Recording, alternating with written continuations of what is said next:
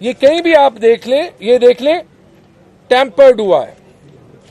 ये अगला देख लें, ये वेबसाइट पे थे, मेरे थे 80, उसके थे 1, वो चेंज करके मेरे हो गए 30, उसके हो गए 51। ये साफ देखें टैंपर हुआ है। आगे जाके देखें 213 और 2, वो बन गया 73 और 193 और 122। ये साफ देखें टैंपर हुआ है। अब ये देखें, ये 5 रिपोर्ट्स हैं 5 कैंडिडेट्स के, इसमें मेरा भी है, कामरान का भी है, महमूद जान का भी है और 2 और हैं। ये आप देख लें 5 आरओज ने, ये मैं यहां पे आपके लिए छोड़ूंगा, एक ही रिपोर्ट छोड़ी है। पैराग्राफ की इंडेंटेशन भी एक है, अल्फाज भी एक है, नतीजा भी एक है, एक एक लफ्ज, एक एक कॉमा एक जगह पे है। इसका चांस 1 in a billion भी नहीं है। उसमें झूठ भी लिखा है कि काउंटिंग कैंडिडेट्स के सामने हुई, और मेरे रिपोर्ट में तो ये भी झूठ लिखा है कि ऑपोजिशन का कैंडिडेट वहां पे जो डिक्लेयर्ड है कि वो शामिल था, वहां पे था, और उसके वकील ने बड़ी अच्छी आर्ग्यूमेंटेशन की।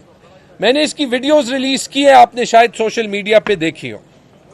उसके बाद हाई कोर्ट ने हमें एनेबल किया, क्योंकि जो धांधली वहां पे हुई है और इसमें पैसे चले, ये आपको अपोजिशन के कैंडिडेट्स भी ऑफ द रिकॉर्ड कहेंगे, या आपको गवर्नमेंट ऑफिसर्स भी कहेंगे, और कमोबेश अगर आप देखें उस रात को पेशावर में तकरीबन 1 अरब रुपए कैश इन सर्कुलेशन था।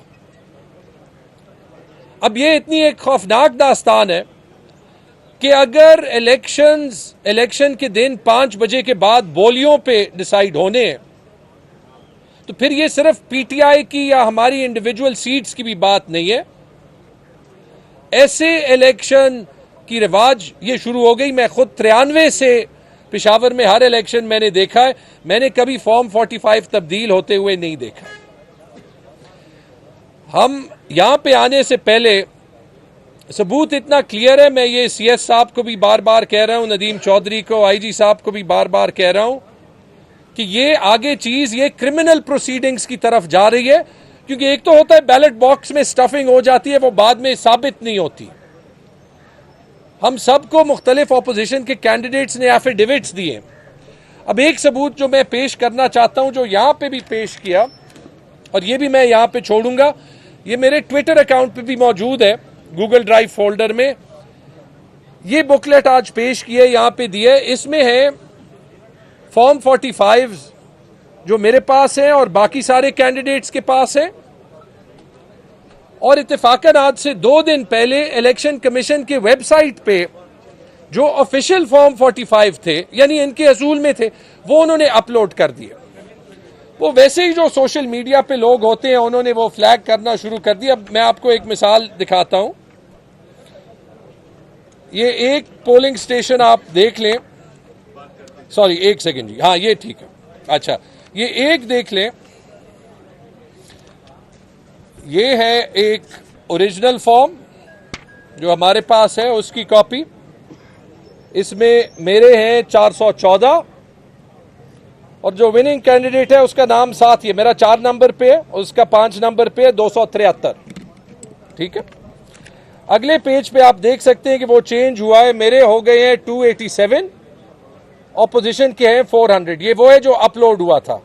अब अगर इसको आप जूम कर लें तो आपको ये नजर आता है कि यहां पे डिलीशन हुई है, व्हाइटनर इस्तेमाल हुआ है, टैंपर्ड हुआ है। ये कहीं भी आप देख लें, ये देख लें टैंपर्ड हुआ है।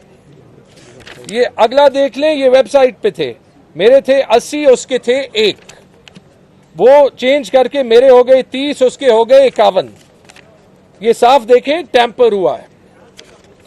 आगे जाके देखें 213 और 2, वो बन गया 73 और 193 और 122। ये साफ देखें टैंपर हुआ है।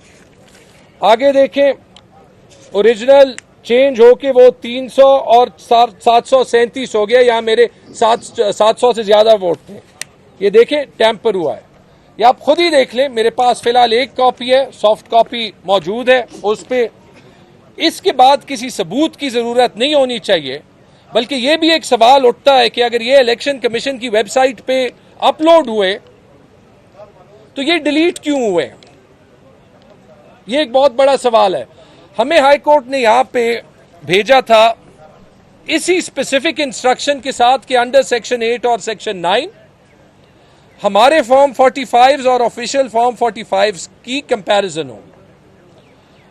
मामूली सी हेयरिंग हो गई लेकिन वो काम नहीं हुआ।